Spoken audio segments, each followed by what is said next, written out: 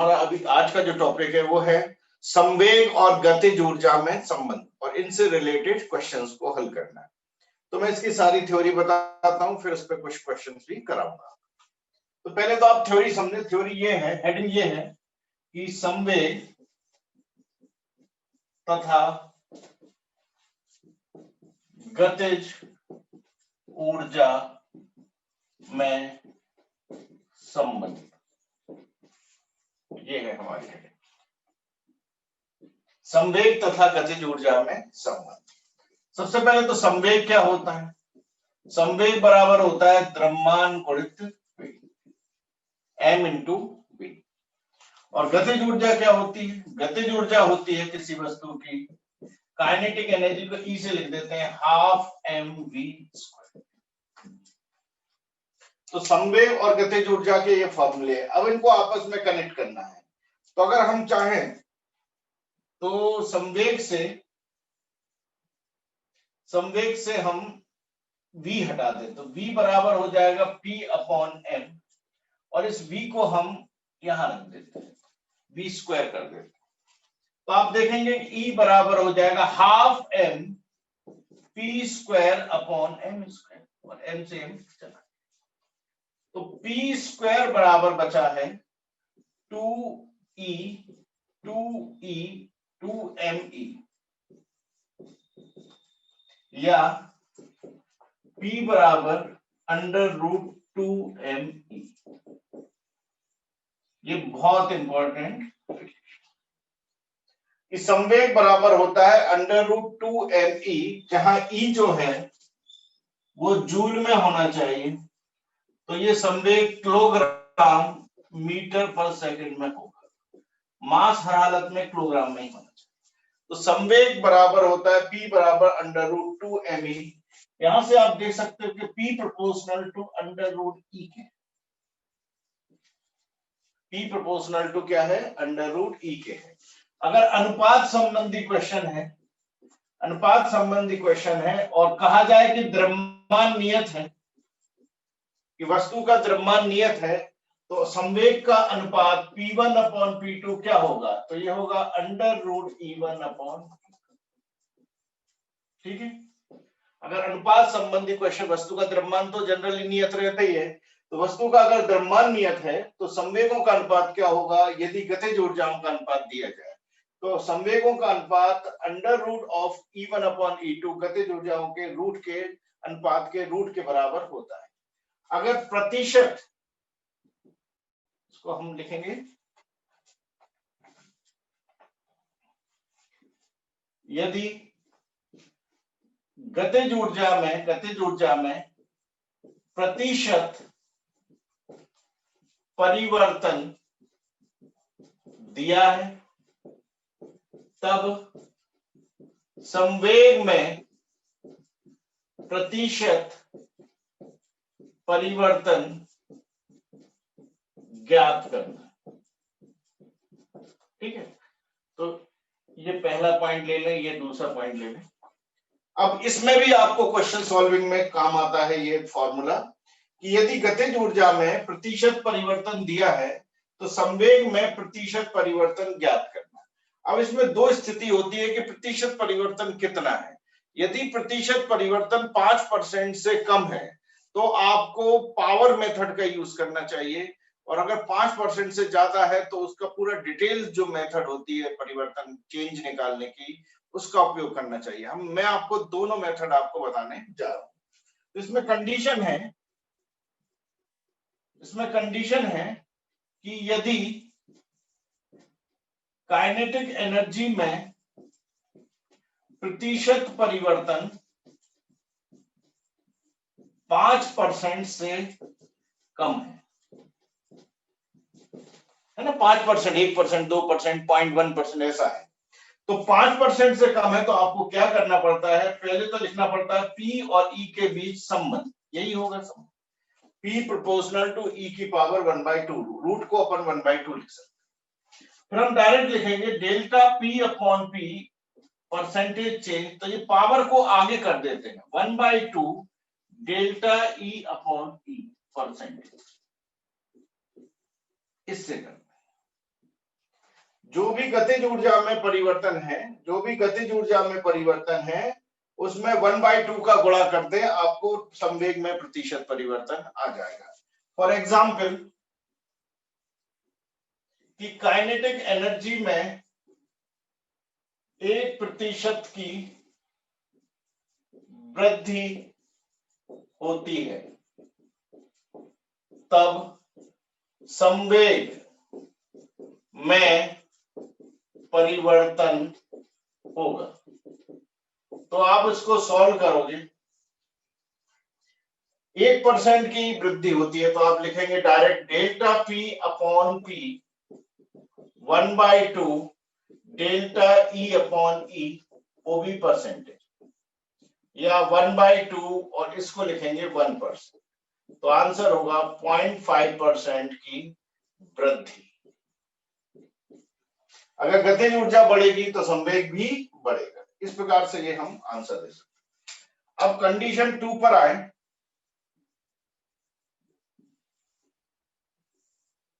यदि kinetic energy में प्रतिशत परिवर्तन 5% से अधिक हो, ठीक है ना, 5% से अगर ज्यादा हो तो ये स्पेशल कंडीशन है, ध्यान देना है। ओके, और ये तीसरा पॉइंट। तब क्या करना पड़ता है, आपको पूरा मेथड लगाना पड़ता है। डेल्टा पी अपॉन पी बराबर आपको लिखना पड़ेगा P2 minus P1 upon P1 into 100, तब ये परसेंटेज चेंज। देखो डेल्टा पी का मतलब है P2 माइनस P1, अंतिम माइनस प्रारंभिक, फिर प्रारंभिक से कंपेयर करते हैं तो P2 minus P1 upon P1 into 100, ये है डेल्टा पी अपॉन पी। अब हम जानते हैं कि P और E में रिलेशन होता है, ये होता है कि नहीं। तो P2 को आप लिखने जाओगे √E2, P1 को लिखोगे √E1 upon √E1 into 100। Finally formula delta P upon P का परसेंटेज चेंज का मिलेगा। इसको डिवाइड करें, सो √E2 upon E1, √E2 upon E1 -1 into 100।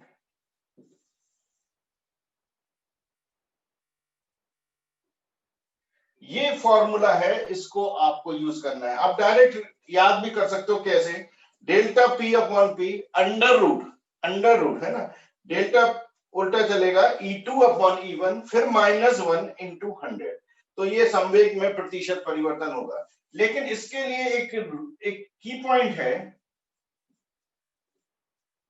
कि आपको E1 हमेशा 100 लेना चाहिए। जब भी आप क्वेश्चन सॉल्व करें तो E1 हमेशा 100 लेना है, और E2 जो है वो 100 में प्लस माइनस जो भी हो डेल्टा ई का, मतलब जितने प्रतिशत ऊर्जा घट रही है बढ़ रही हो, प्लस है बढ़ रही है तो प्लस, घट रही है तो माइनस करके फिर आप इसका यूज करेंगे। तो ये हमारे लिए एज ए ट्रिक फॉर्मूला काम करेगा, ये ट्रिक फॉर्मूला बन जाएगा। ट्रिक फॉर्मूला है ये एक प्रकार का। तो हमें E1 को 100 रखना है और E2 को 100 प्लस माइनस डेल्टा ई रखेंगे परसेंट में। तो ये हमें एज ए ट्रिक यूज करके डायरेक्ट हम इसका आंसर निकाल पाते हैं। अब अगले पेज पर मैं इससे रिलेटेड क्वेश्चंस भी करूंगा।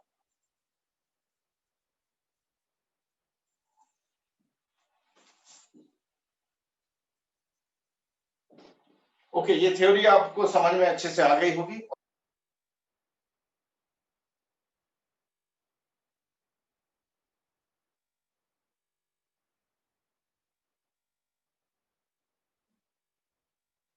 ओके, तो हमारे 3 पॉइंट हो गए थे। फोर्थ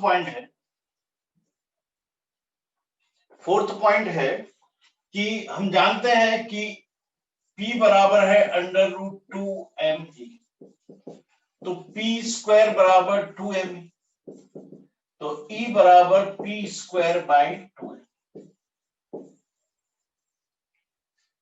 इस फॉर्मूले से हम जब संवेग दिया हो तो गतिज ऊर्जा ज्ञात कर सकते हैं, ठीक है। ये है गतिज ऊर्जा और ये है संवेग। ये है द्रव्यमान किलोग्राम। तो वही फॉर्मूला है, बस उसको लिखने का तरीका बदल दिया हमने। पहले हम गतिज ऊर्जा से संवेग ज्ञात कर रहे थे, अब हम संवेग से गतिज ऊर्जा ज्ञात कर सकते हैं। अगर वस्तु का संवेग दिया है तो हम गतिज ऊर्जा ज्ञात कर सकते हैं। ओके, यहां से हम देखें कि जो गतिज ऊर्जा है वो संवेग के वर्ग के समानुपाती, E proportional to P square, ये रिलेशन आपको देखने को मिलेगा। वैसे भी हमें पता है P proportional to root E, तो E proportional to P square होगा। अब इस पर आधारित हम कैसे क्वेश्चन करेंगे। अब 5वां पॉइंट है, यदि द्रव्यमान नियत है तो हम जानते हैं कि E proportional to P square है, तो E1 अपॉन E2 को आप लिखोगे P1 अपॉन P2 का स्क्वायर।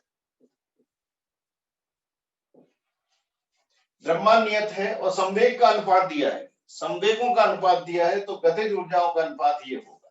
किसका अनुपात है ये? गतिज ऊर्जाओं का अनुपात। तो गतिज ऊर्जाओं का अनुपात होगा E1 upon E2 P1 upon P2 का होल स्क्वायर। अब इसी प्रकार से यदि संवेग में प्रतिशत परिवर्तन दिया है, तब गतिज ऊर्जा में प्रतिशत परिवर्तन ज्ञात करना। अब इसमें भी दो कंडीशन होती है। पहली कंडीशन है यदि संवेग में प्रतिशत परिवर्तन 5% से कम है, तो 5% से कम है तो आपको क्या करना है, सबसे पहले तो ये रिलेशन लिखना है, फिर डेल्टा E अपॉन E, ये परसेंटेज चेंज निकालना है हमें। तो क्या करते हैं, जो घात होती है उसको सामने लिख देते हैं, जैसे वहां भी 1/2 लिख दिया था, और वो भी साइन के साथ। यहाँ प्लस साइन है तो हम लिखेंगे 2 into delta P upon P percentage. इस तरीके से 5% से कम वाले क्वेश्चन करते हैं। ओके, एग्जाम्पल वही है कि यदि संवेग में 1% की वृद्धि होती है,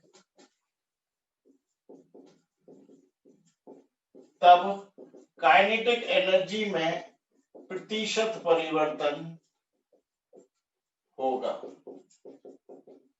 तो इसको आप आसानी से सॉल्व कर सकते हो कि संवेग में 1% की वृद्धि हो रही, तो आप डायरेक्ट यूज करें डेल्टा E अपॉन E बराबर 2 इंटू क्या 1%, तो ये हो जाएगा 2% की वृद्धि हो। तो यदि संवेग में 1% की वृद्धि होती है तो फिर काइनेटिक एनर्जी में उसी वस्तु की 2% की वृद्धि होगी। ये आपको फॉर्मूला केवल 5% से कम वाले क्वेश्चंस के लिए लगाना है, लेकिन स्पेशल कंडीशन है,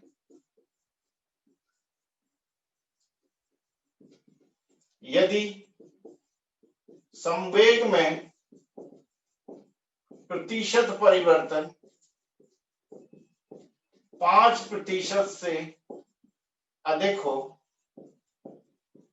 तब काइनेटिक एनर्जी में प्रतिशत परिवर्तन ज्ञात करना। ओके, क्लियर है ना? संवेग में परसेंटेज चेंज जो है वो 5% से ज्यादा हो, तब काइनेटिक एनर्जी में प्रतिशत परिवर्तन ज्ञात करने के लिए आपको पूरा सिस्टम लगाना पड़ेगा। सबसे पहले आपको लिखना पड़ेगा डेल्टा E अपॉन E। इसका मतलब होता है डेल्टा E को लिखोगे आप E फाइनल माइनस इनिशियल, और फिर इसको इनिशियल से कंपेयर करो इनटू 100। डेल्टा E तो यही होता है E2 माइनस E1, और E मतलब प्रारंभिक से तुलना करना है, तो E2 minus E1 upon E1 into 100, ये है डेल्टा E अपॉन E, ये निकालना है। अब हम जानते हैं कि E प्रोपोर्शनल टू होता है P स्क्वायर, इसलिए हम लिखेंगे डेल्टा E अपॉन E को, E2 को क्या लिखेंगे, E2 को लिखेंगे P2 का स्क्वायर माइनस P1 का स्क्वायर अपॉन P1 का स्क्वायर इंटू 100, या डेल्टा E अपॉन E, इसको डिवाइड करें तो ये हो जाएगा P2 अपॉन P1 का स्क्वायर, P2 अपॉन P1 का स्क्वायर -1 इंटू 100।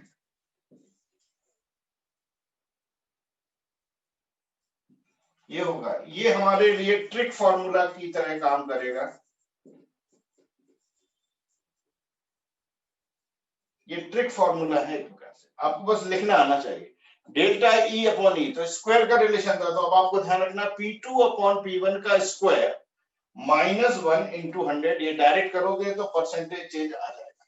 लेकिन फिर भी इसमें आपको पॉइंट याद रखना है कि यहाँ आपको P1 को लेना है 100 और P2 को लेना है 100 plus minus delta P percent. ये याद रखना है, याद रखें। ये आप फॉर्मूला तभी लगा पाओगे जब आपको ये पॉइंट पता होगा कि इसको सॉल्व कैसे करना है। तो P1 हमेशा 100 लेना है, P2 जो भी परसेंटेज चेंज बढ़े घटे उसको रख के वो P2 आएगा, फिर आपको ये सॉल्व करने है। इस तरीके से आप ये क्वेश्चन कर सकते हो। अब मैं आपको 2 न्यूमेरिकल दूंगा और उम्मीद करूंगा आप उसको खुद ही सॉल्व कर लो। पहले इसको आप नोट कर लें, फिर मैं आपको न्यूमेरिकल दिखता हूं, ठीक है।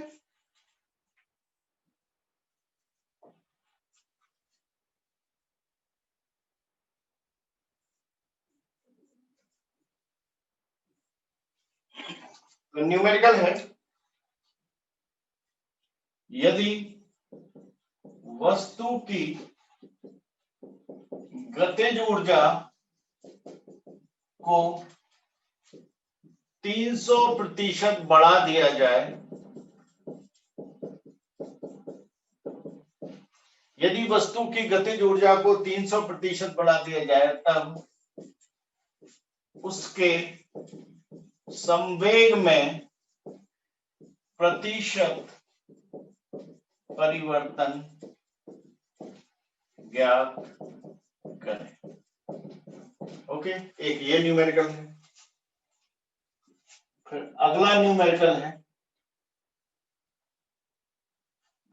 यदि वस्तु के संवेग को 50% बढ़ा दिया जाए, तो उसकी गतिज ऊर्जा में प्रतिशत परिवर्तन ज्ञात करें। ओके, ये 2 क्वेश्चन है। और क्वेश्चन है कि ग्राफ बनाए। ग्राफ बनाए, पहला ई और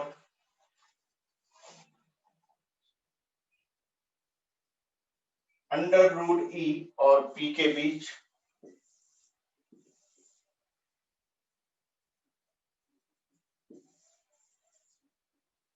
E और P के बीच, E² E और P² के बीच। ओके, ये क्वेश्चन है, आप करके देखें।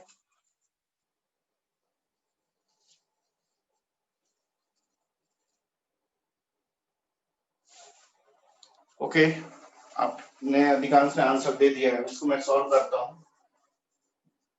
चलिए देखें, इसको सॉल्व करें। सबसे पहले आपको क्या दिया है, ये दिया है कि वस्तु की गतिज ऊर्जा में परिवर्तन। तो वस्तु की गतिज ऊर्जा और संवेग में रिलेशन आपको पता ही है, क्या होता है, P बराबर P प्रोपोर्शनल टू √E, है ना, ये याद रखना है। मेन फार्मूला होता है, क्या होता है मेन फार्मूला, P बराबर √2mE। ये फार्मूले से आपको ये याद रहेगा कि P प्रोपोर्शनल टू √E होता है। अब आपको इसमें से गतिज ऊर्जा दी है और संवेग निकालना, तो जिसमें भी प्रतिशत परिवर्तन निकालना उसके ऊपर पावर 1 होना चाहिए। यहाँ 1 पावर है तो दूसरी तरफ जो भी है वो चलेगा। आप डायरेक्ट फॉर्मूला लिखें, डेल्टा P अपॉन P, है ना, इसमें उल्टा लिखना है। उल्टा मतलब ऊपर 2 जाएगा, नीचे 1 जाएगा। √E2 upon E1 -1 into 100। आपने फॉर्मूला लिख लिया। अब अगले स्टेप में आपको इसमें न्यूमेरिकल वैल्यू रखना है। तो E1 जो है, मैंने आपको बताया था कि E1 जो है आपको 100 मानना है। तो E2 क्या होगा, E2 होगा 100 प्लस 300 मतलब 4। तभी आप ये क्वेश्चन कर पाओगे इस फॉर्मूले से। ओके, तो रख देते हैं हम under root 400 upon 100 minus 1 into 100, cancel हो गया। 4 का रूट होता है 2, 4 का रूट होता है 2, सो 2 माइनस 1 कितना हो गया 1, तो 1 इंटू 100, इसका मतलब है इसका आंसर होगा डेल्टा पी अपॉन पी में परसेंटेज चेंज होगा 100% की वृद्धि हो, और ये इसका क्लियर हो गया। ऐसे आपको आंसर देना था। संवेग में कितने प्रतिशत का परिवर्तन होगा? संवेग में 100% की वृद्धि। अभी दूसरे क्वेश्चन पर आ जाए, फिर से हम देखें कि संवेग में परसेंटेज दिया है कि वस्तु के संवेग को 50% बढ़ा दिया जाए तो उसकी गतिज ऊर्जा में प्रतिशत परिवर्तन ज्ञात करें। फिर से वही रिलेशन, हमें पता है कि P proportional to root E है, लेकिन हम इसको लिख सकते हैं E proportional to P square.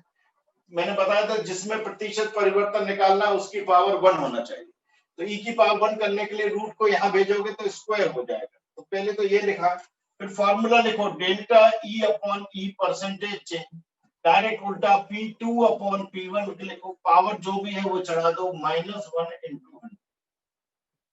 इस तरीके से पहले तो डायरेक्ट फॉर्मूला लिख लिया आपने, पूरा ड्राइव करने की जरूरत नहीं।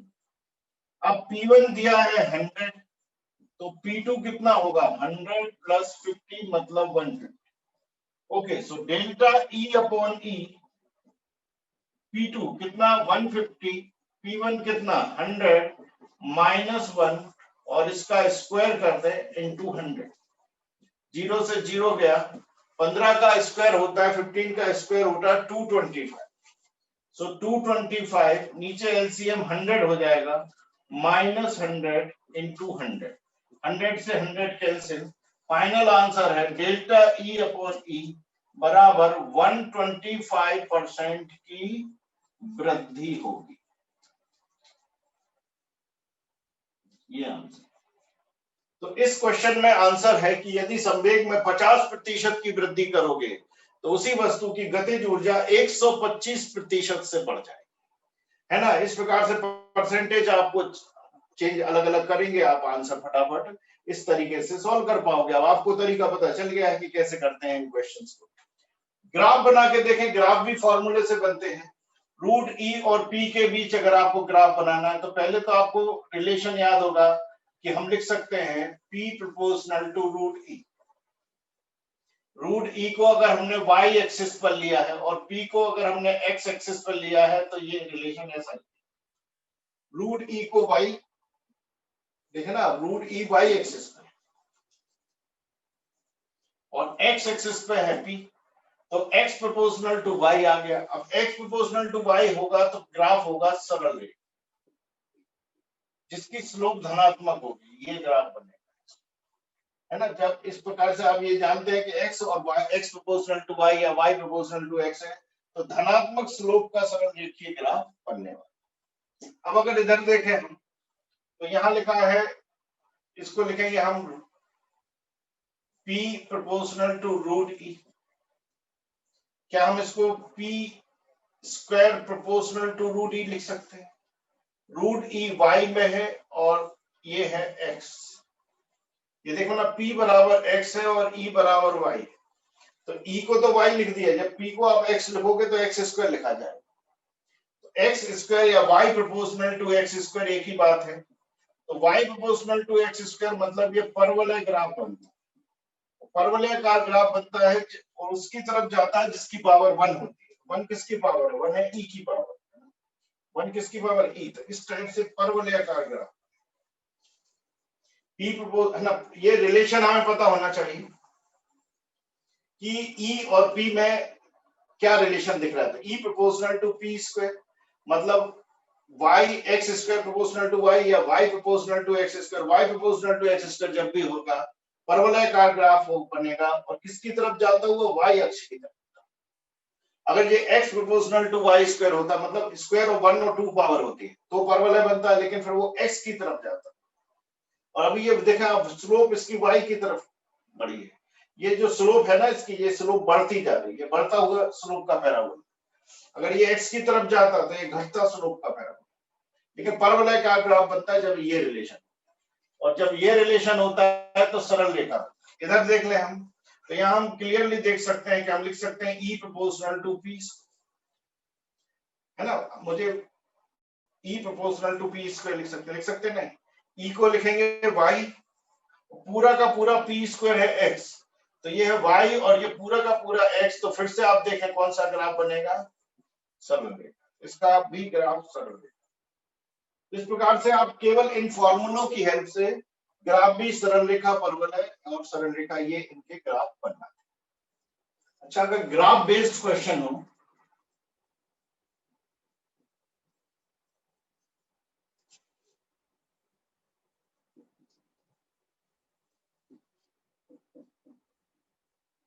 तो क्या करना चाहिए, मैं आपको इस चैप्टर के सारे ग्राफ बेस्ड क्वेश्चन की ट्रिक बताता हूं। सबसे पहले आप जानते हैं कि यदि बल और विस्थापन का ग्राफ हो, सपोज ये ग्राफ दिया है,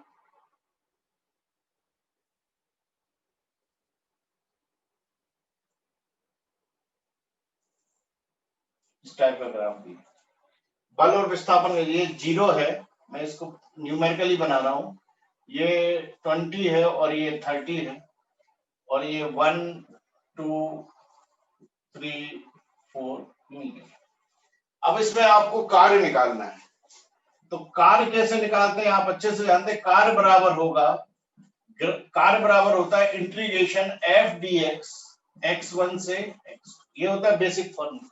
ये जो फॉर्मूला है ये निश्चित समाकलन को बताता है, और इसका मतलब ये होता है कि ग्राफ द्वारा घेरा गया क्षेत्र,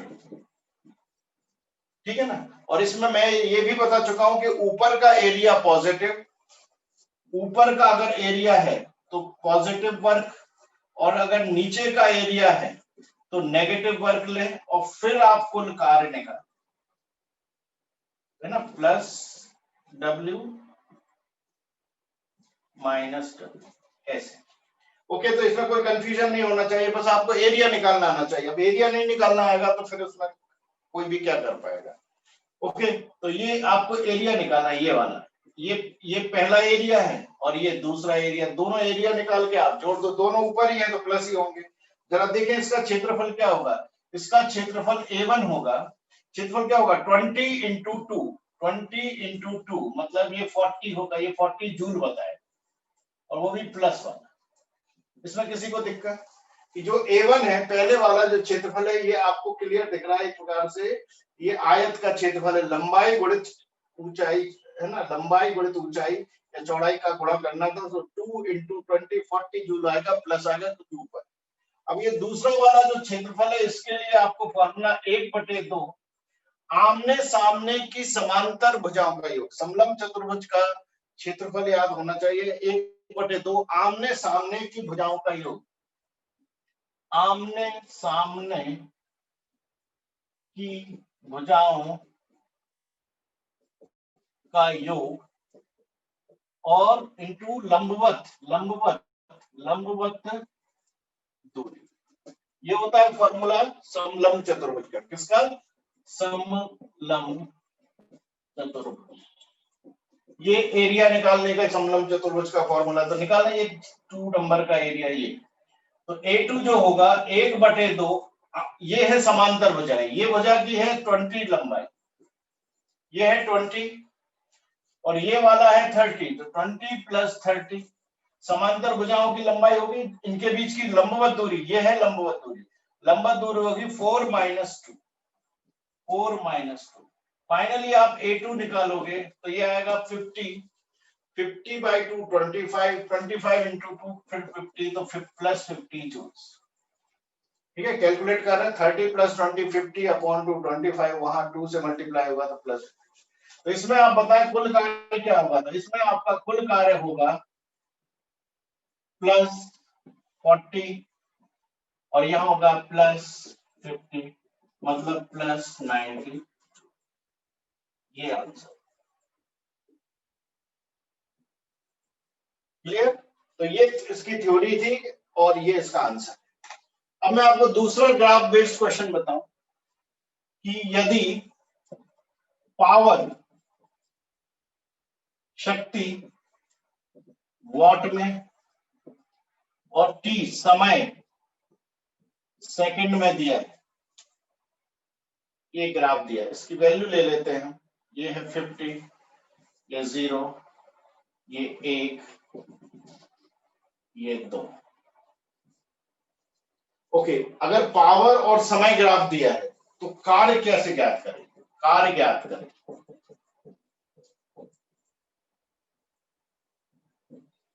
तो पावर और समय ग्राफ दिया है, वो कार्य ज्ञात करना है। तो पहले तो आपको फॉर्मूला पता होना चाहिए। पावर होता है वर्क अपॉन टाइम, या वर्क बराबर होगा पावर इनटू टाइम। तो जब भी y और x का गुणनफल होता है, देखो अनुपात से स्लोप से निकलता है, वो गुणनफल वाली कोई भी चीज क्षेत्रफल से निकलती है। तो अगर शक्ति और समय के बीच ग्राफ दिया हो तो कार्य ज्ञात करने के लिए फिर से वही करना पड़ेगा, ग्राफ द्वारा घेरा गया क्षेत्र।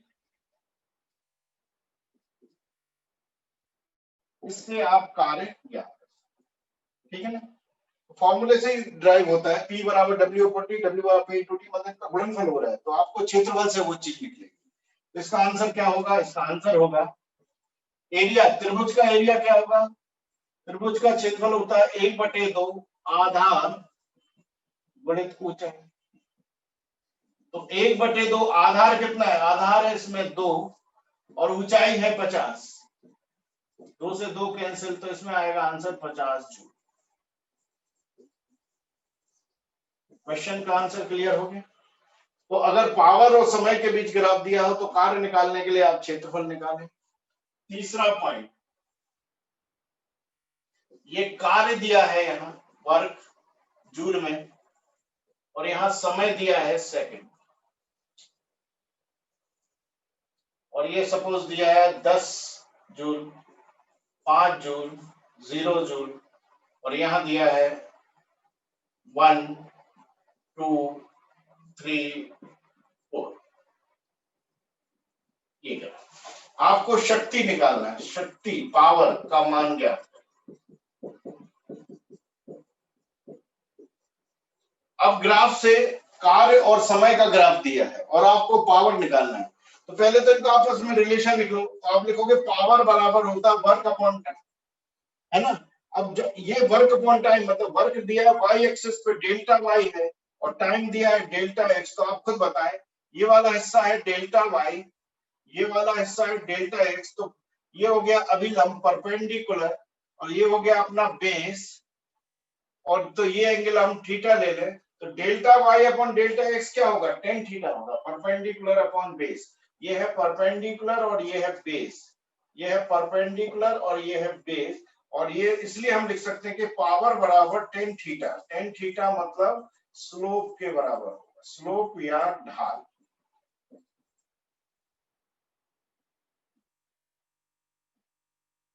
तो अगर वर्क और टाइम ग्राफ, कार्य और समय ग्राफ दिया हो तो उसकी स्लोप से पावर निकलता है, ये ध्यान रखें। तो पावर इस क्वेश्चन में delta tan theta, tan theta मतलब टेन थीटा क्या होगा? अभिलंब बटे आधार। डेल्टा वाई देखें, इसमें डेल्टा वाई क्या होगा? Tan theta. टेन थीटा इस केस में क्या होगा? टेन थीटा मतलब 10 माइनस 0, अभिलंब हो गया।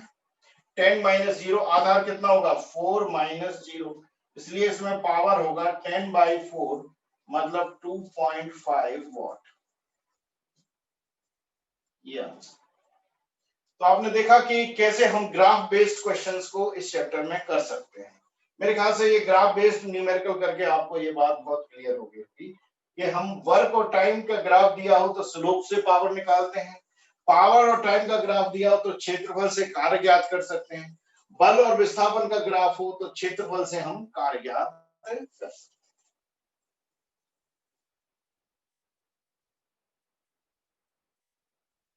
ओके, आप इसको नोट कर लें, अच्छे से समझ में आ गया हो तो यस बोलें, है ना। ग्राफ रिलेटेड क्वेश्चन जब भी आए तो बस क्षेत्रफल निकालना का तरीका पता होना चाहिए। स्वतंत्रता पूर्वक छोड़ दिया जाता, इसे स्वतंत्रता पूर्वक छोड़ दिया जाता है, तो तब यह कुछ समय पश्चात धरातल से h2 ऊंचाई पर होती है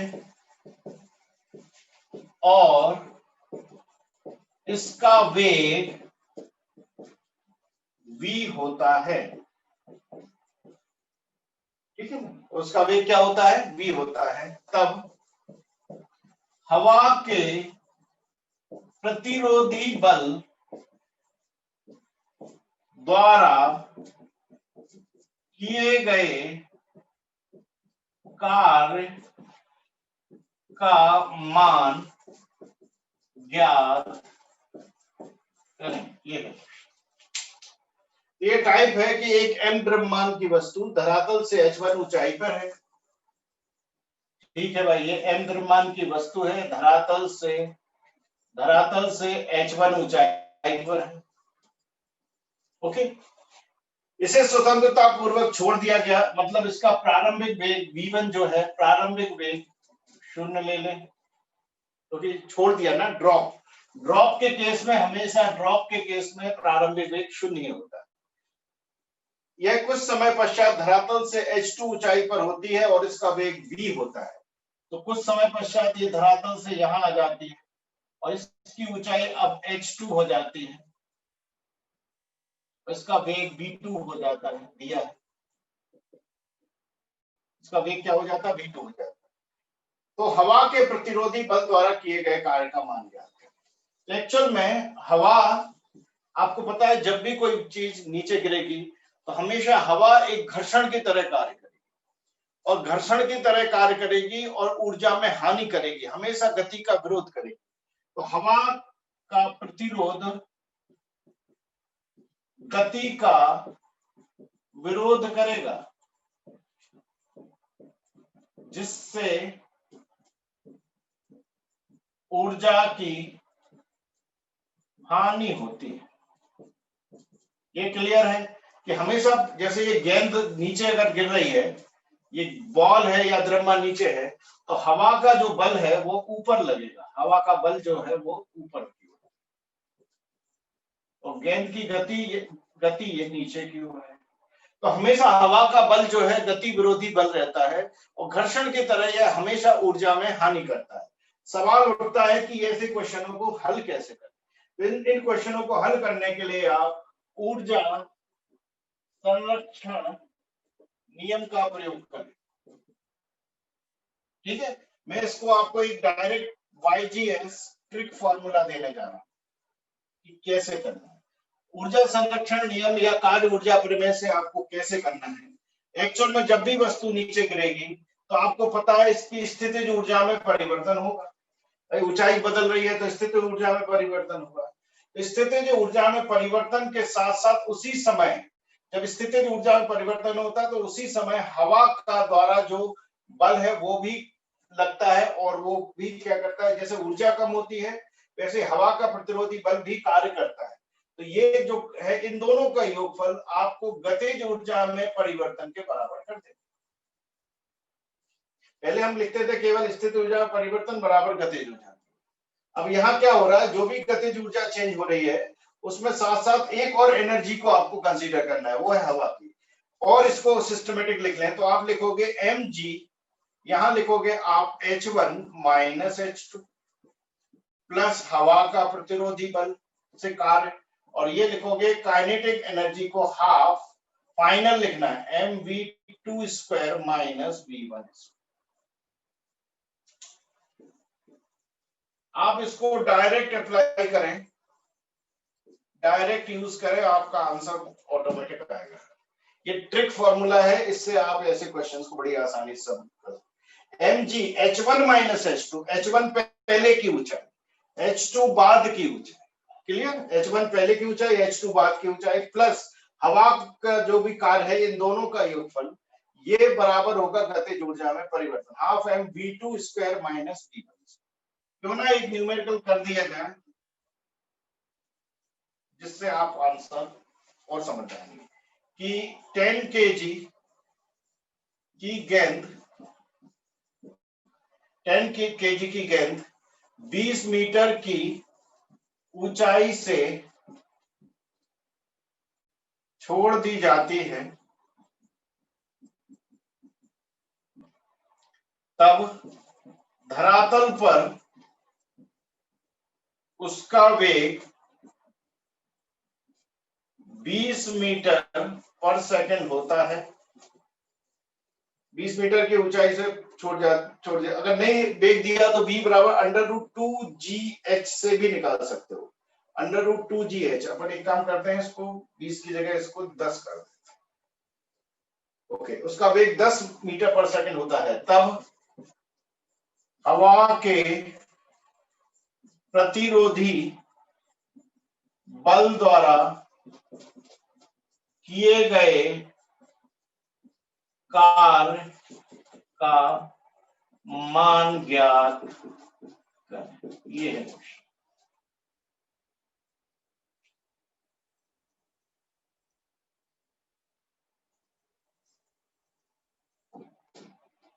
तो हम इसको सॉल्व करेंगे इसी फॉर्मूले से।